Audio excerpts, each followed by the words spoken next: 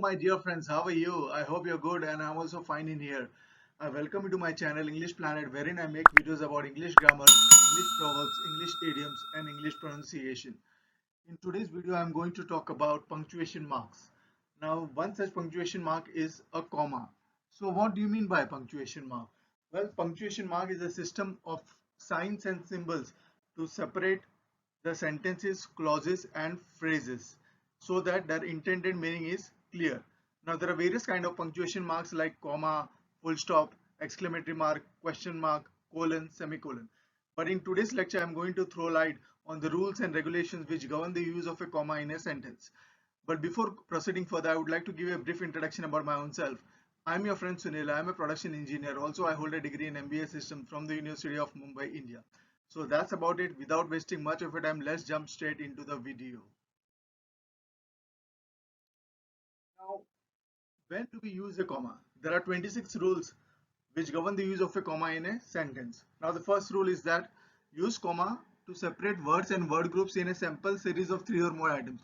Whenever you see a series of 3 or more items, you have to use comma. For example, my estate goes to my husband, comma, son, comma, daughter-in-law, and nephew. So there are 4 items here. You can see husband, son, daughter-in-law, and nephew. So you have to put comma after each and every item. So there is a comma after husband, after son, daughter-in-law,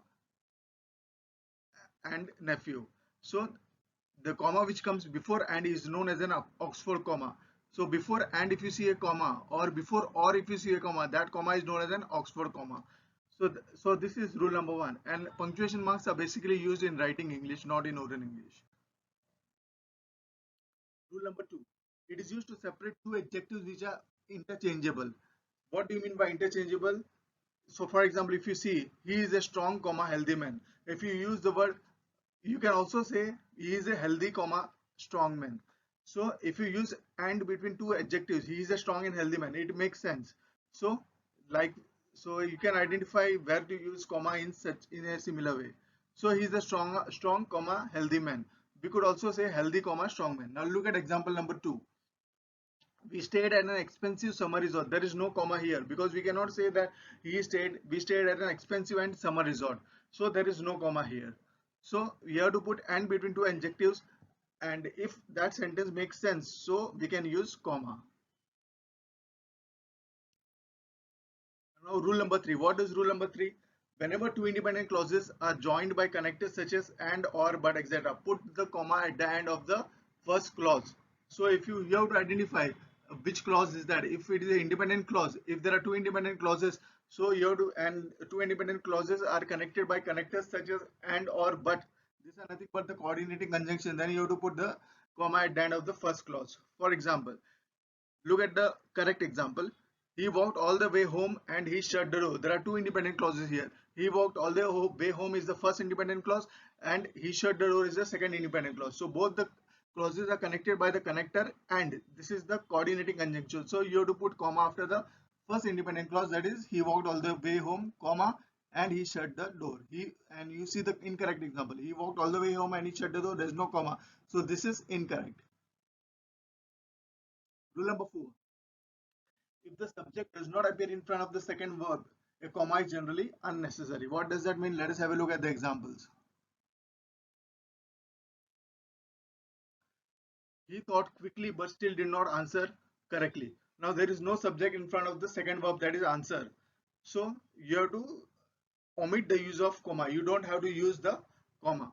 But sometimes if you don't use comma, the situation becomes very confusing. For example, I saw that she was busy and prepared to leave. You would think that she was prepared to leave, but that is not the case. If you put comma after busy, you will know that I saw that she was busy and prepared to leave. So that I saw that she was busy, comma, and prepared to leave. So I was prepared to leave. If you put comma after busy, it would mean that I prepared to leave, not she.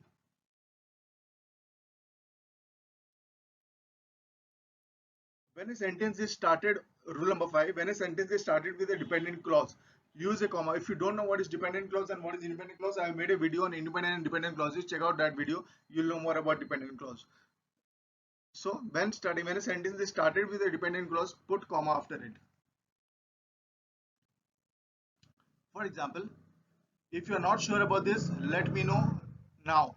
So if you're not sure about this is a dependent clause, so that's we have put a comma after it. Having finally arrived in town, comma, we went shopping. Having finally arrived in town is a dependent clause, so we have put a comma after it. Rule number 6. Now, when a sentence starts with an independent clause followed by dependent clause, a comma is generally unnecessary. So, if a sentence starts with an independent clause and there is a dependent clause following it, so we don't have to use a comma after it.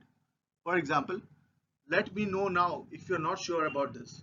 So, let me know now is an independent clause. If you're not sure about this is a dependent clause. So, we have not used the comma. Rule number 7.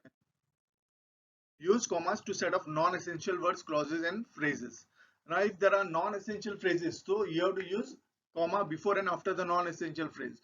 For example, Jill, comma, who is my sister, comma, shut the door. This is correct. Now if you, what is incorrect then? Jill, who is my sister, shut the door. You have not put commas anywhere.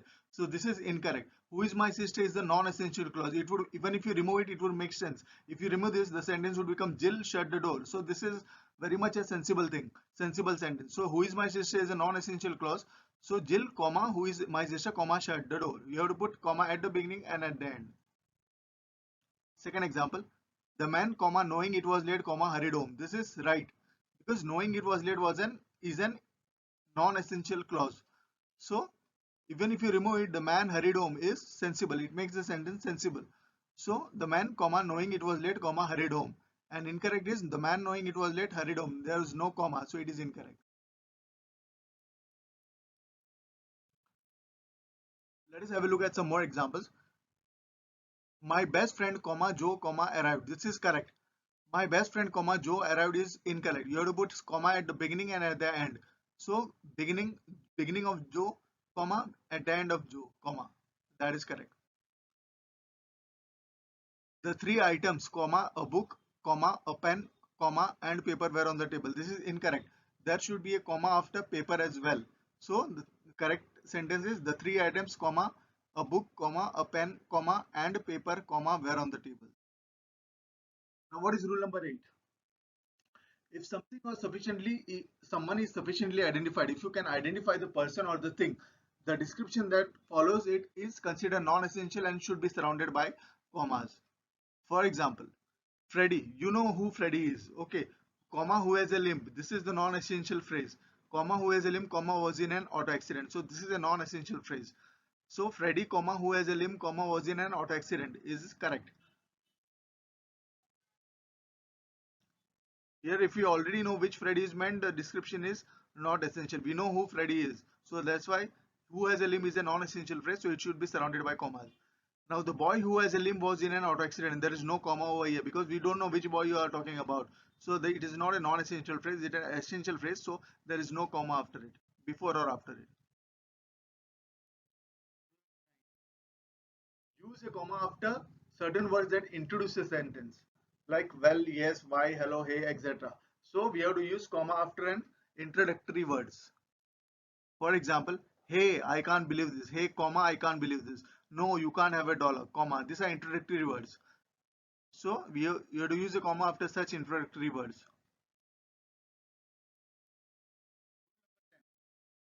Use commas to set off expressions that interrupt the sentence flow. So what do you mean by that? They interrupt the sentence flow. You're speaking and suddenly you're saying this word so that the flow of the sentence is interrupted. What are these words? Nevertheless, after all, by the way, on the other hand, however, etc.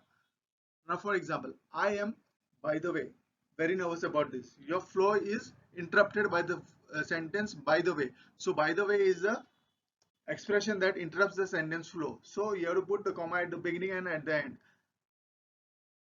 For second example, if you want to know, it would be like, uh, he after all is my friend. So, there should be comma before after all and comma after all. Rule number 11. Use commas to set up the name, nickname, term of endearment or title of a person directly addressed. If you're using somebody's name in the middle of the sentence, you have to use comma before and after it. For example, will you, Aisha, comma, do that assignment for me? Second example, yes, comma, old friend, I will. Good day, comma, captain. So These are basically the nicknames or the term of endearment. Or this Aisha is the title of a person. Old friend is a term of endearment. Good day is a term of is a name. So will you, comma Aisha, comma do that assignment for me? Question mark. So you are saying somebody's name. So it should be surrounded by commas. Yes, comma old friend, I will. This is the term of endearment. So there should be a comma before and after it. Good day, captain. So good day is a name. Good day, comma captain. So there should be a comma after good day. Rule number 12. Use a comma to separate the day of the month from the year, and don't forget to put the comma after the year also. So what does that mean? It was in Sun's June 5, 2019, edition. So there's a date given over here and there's a year given over here. So June 5, after June 5 there should be a comma, and after the year 2019 there should be a comma. And if you're writing just the month and the year, for example June 2019, so there should not be any comma here. So there should be comma only after the date and after the year. If you're writing just the month and the year, June 2019, there should be no commas. Rule number 13. Use a comma to separate a city from its state. For example, I am from the Mumbai Maharashtra area. So Mumbai, after Mumbai there should be a comma, and after Maharashtra there should be a comma.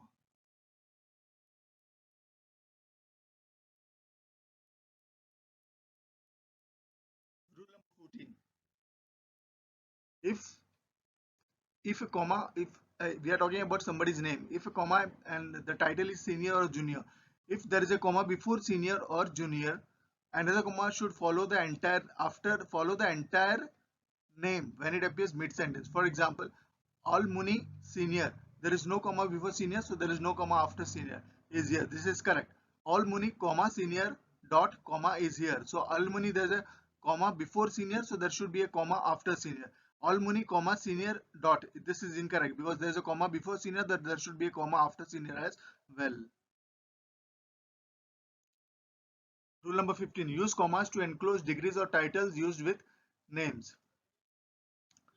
Al Muni, there's a comma before MD and there's a comma after MD. So Al Muni, comma M dot D dot comma is here. There's a title. There's a degree over here. So there should be a comma before MD and a comma after MD.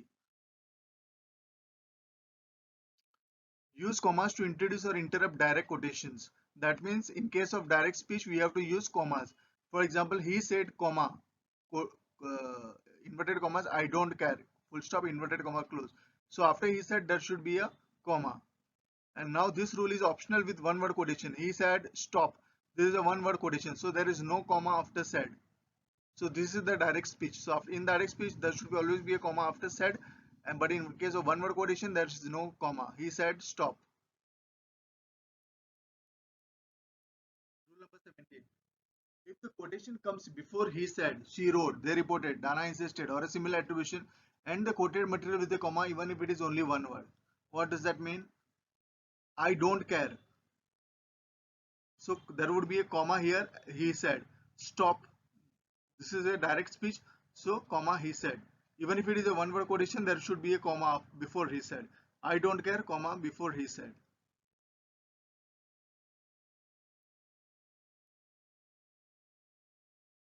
If a quoted question ends in mid sentence, the question mark replaces a comma. So example would be, will you still be my friend? She asked.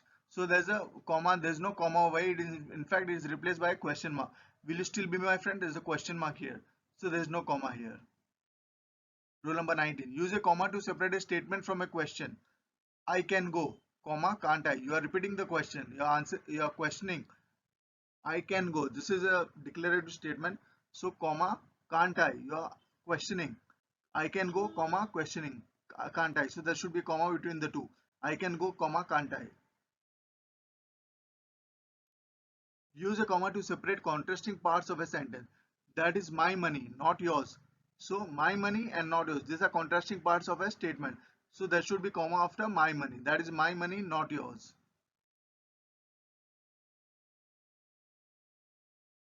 Rule number 21.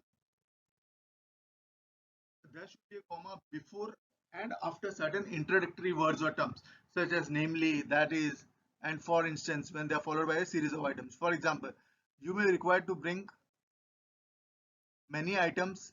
Example, so there's eg, so there's a comma before eg and a comma after eg. Sleeping bags, comma, pants and warm clothing. Okay, rule number 20. Are you following, my friends?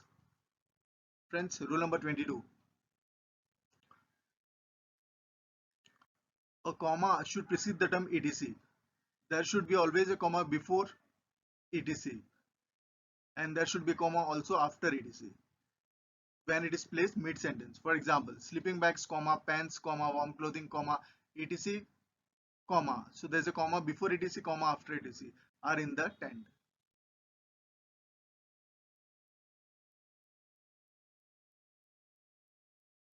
Rule number 23. Use commas before every sequence of three numbers when writing a number larger than 999. And there is an exception to it. We don't follow this rule by writing years and house numbers. I saw 10,000 ducks in the zoo. So there is a series of three zeros, and before that you have to put a comma. So 10 comma 1000, because this is a series of three zeros. So before that you have to put a comma. There is an exception to this. You don't use this rule while writing years and house numbers. Rule number 24. Use a comma to offset negation in a sentence. Okay, if suppose you are writing a statement and there is a negation following it. Negation means no or not. So you have to put a comma before and after it. I saw a duck, comma, not a baby seal, comma, when I went running. So this is a negation, not a baby seal. I saw a duck, comma, not a baby seal. Not a baby seal is a negation.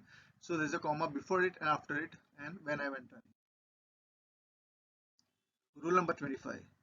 Use a comma between two adjectives that modify the same noun. What is the rule of adjective? They will modify the nouns and the pronouns. So between two adjectives that modify the same noun. So I saw the big mean duck when I went running. So there are two adjectives are big and mean. They modify the same noun duck. So between them there should be a comma. So I saw the big comma mean duck when I went running. Now last rule, rule number 26.